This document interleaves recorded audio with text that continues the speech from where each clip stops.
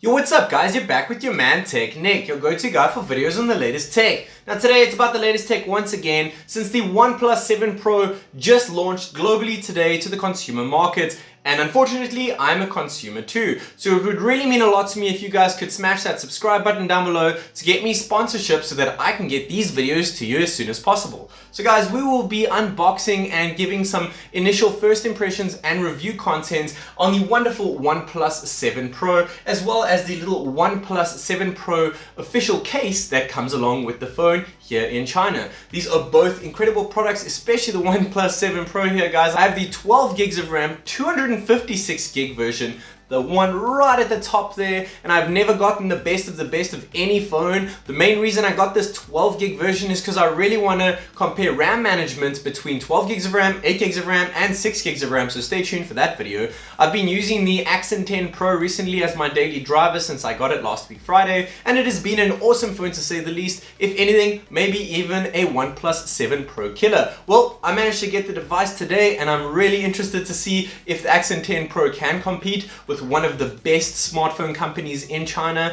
And OnePlus has always been that flagship killer brand, but it seems like they've kind of surpassed themselves now and just gone up there to the consumer market. Though it is cheaper than the rest of the guys out there, such as the Galaxy S10 Plus and the Huawei P30 Pro, it may even have something in there for everyone around, because this is one incredible device, guys, with a fluid AMOLED 6.67 inch Quad HD display, the first of any Chinese smartphone company to adopt Quad HD displays on their flagship phones, and I'm really excited to give this guy an unboxing.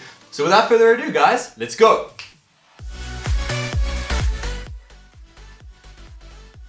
And in here is indeed a TPU jelly case, which is pretty great. I mean, I'm going to use it on day one, I would usually say that, but I've got this guy, so I'll pop that in a bit later, and I'll pop the phone into this case as well, just to show you guys.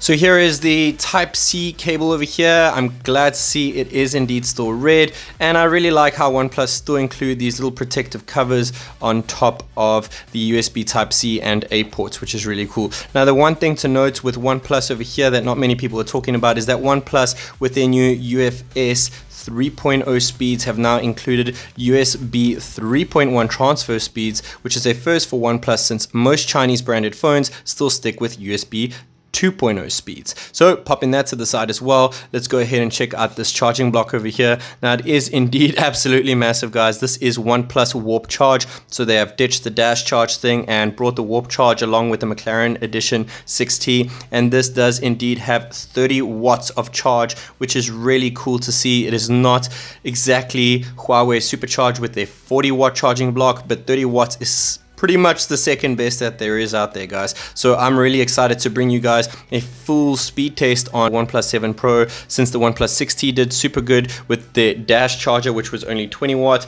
but nevertheless this should do a great job as well, especially with that 4000 mAh battery, OnePlus's biggest to date. Now this is the Nebula Blue Edition, guys, and that is quite a mouthful to say, but it looks really cool. You can see that whole gradient finish over there. It looks really great, but we'll get to the device in a second. I just want to pop it into this case over here just to see what the included case looks like on the device itself. And you can see there, I mean, it's nice and clear. It shows off the back real neat. It would have been nice for them to have included a hard case over here like they did with the S10 Plus. Nevertheless, it's decent, guys. It's worthy day one material.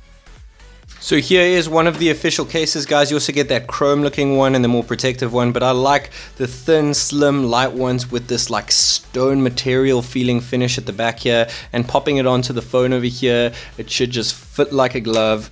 And it does indeed. Look how darn nice that looks, even with the little bit of blue showing through there. And now let's get to the device itself, guys. At the back here, we have the OnePlus logo over here, as we always do see underneath the camera bump over there. And speaking of that camera bump, it is actually quite big, guys. I will show you here in a second. Take a look at that. I mean, it's not quite Xiaomi Mi 9 big, but it is still there. You're definitely going to have a bit of a rocking effect when it comes to the OnePlus 7 Pro. Nevertheless, it looks absolutely stunning at the back with that 3-camera setup. And speaking of those 3 cams over there, we have a 48 megapixel IMX586 sensor, which we've seen on a lot of flagship budget-friendly phones in 2019, and it all started with the Honor View 20 over there, and that took some great shots, so I'm expecting some pleasing camera shots with the OnePlus 7 Pro 2. We then have a 16 megapixel ultra wide camera over here, which can give us those wonderful zoomed out shots, and an 8 megapixel telephoto lens to give us a 3 times zoomed in shot, or a 2 times zoomed in shot at that as well, which is really great, and that obviously assists with the depth effect in portrait modes too, which is really great. Now let's go ahead and boot on the phone, and while we wait for it to boot up, I just want to go around the phone itself. So taking a look over here, what I'm actually touching in here is the power button, and it is not textured, which really sucks. I do enjoy textured power buttons. Nevertheless, it still feels nice and solid. Above that, we have the OnePlus slider, which changes our volume setting between loud, silent, and vibrate, which is really cool. I'm glad to see that they've kept that. And then going on to the top of the phone here, you can see it's nice and clean over here with just the mic. And then we do indeed have this wonderful pop-up selfie cam over here, which sports a 16 megapixel snapper, which is really great, guys. We'll get to that as soon as we turn on the phone. It seems to be the trend for 2019, not so much, but also 2018 for sure. On the left here, we have a non-splitted volume rocker. I do prefer a split, but this still seems pretty solid and very clicky. It's all clean right the way down to the bottom, and then at the bottom of the device we have this. I must say, guys, this looks very similar to the Oppo Find X Blue, especially looking at it from the bottom angle over here, even with the curves over there. But taking a look here is the dual SIM tray. There is no support for micro SD over here. It is indeed dual SIM, and here's the Type-C port, which I told you earlier does support USB 3.1 transfer file speeds, so you'll get that snappier OTG transfer speeds as well as faster transfer speeds between the phone and your PC. We do have this downward firing speaker, which is really cool, and then OnePlus have also claimed that it does have dual stereo speakers with a nice big hefty speaker over here. I will definitely bring in you guys a speaker test later on this week, comparing this to the other devices that I have, such as the Nubia Red Magic 3 and the ZTE Accent 10 Pro, so please stay tuned for that, guys. So now let's go ahead and check what this phone is all about.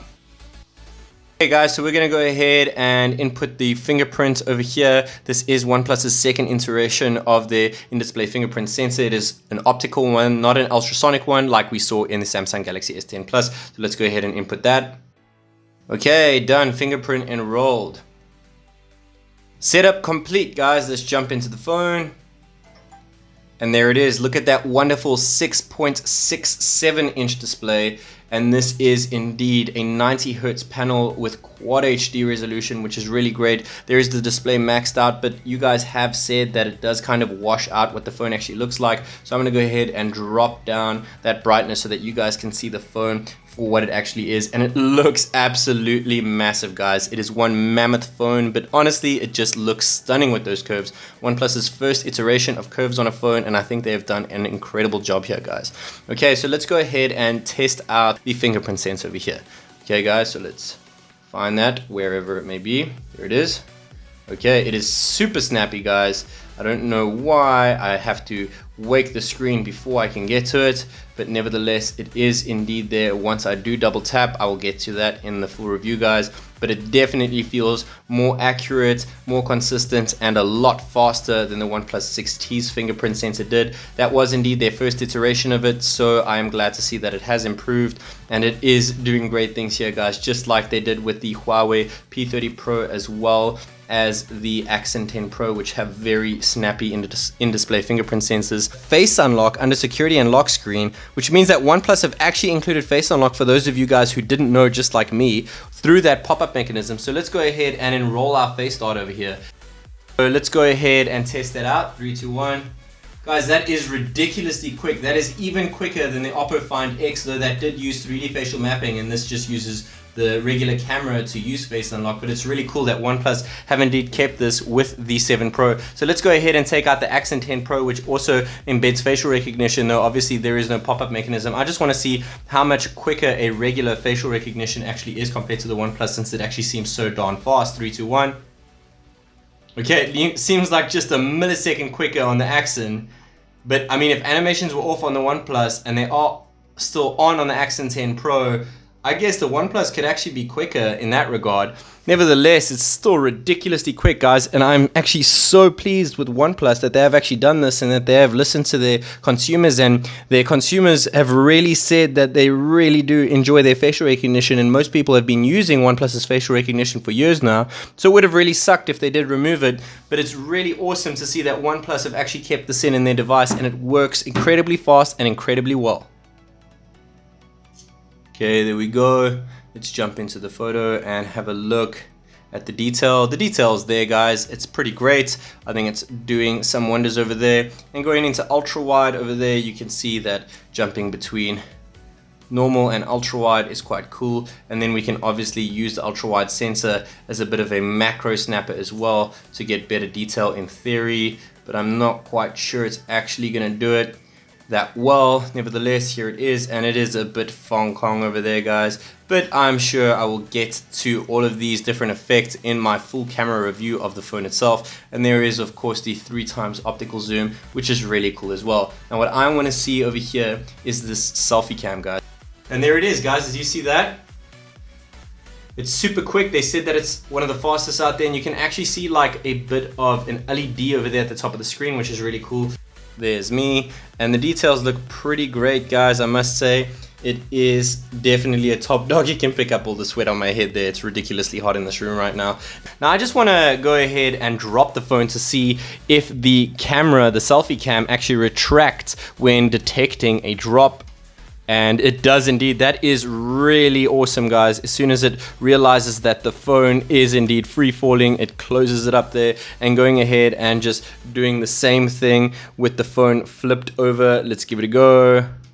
That is really awesome. Great job on that OnePlus, thinking of something that is just brilliant, and I'm sure many smartphone companies, especially in China, will definitely jump on that bandwagon and do the same thing with their upcoming phones. So there you guys have it, the OnePlus 7 Pro, guys. I must say I've never seen anything quite like this massive Quad HD fluid AMOLED panel on this device with 90 Hz refresh rate. I'm really interested to give it a proper run for its money in gaming tests and speed tests and camera tests and drain tests and charging speed tests, and unfortunately no wireless charging speed tests, since there is no wireless charging in here. There's also no micro SD card support, and there is unfortunately no IP certification, though OnePlus did advertise the phone getting dunked in water.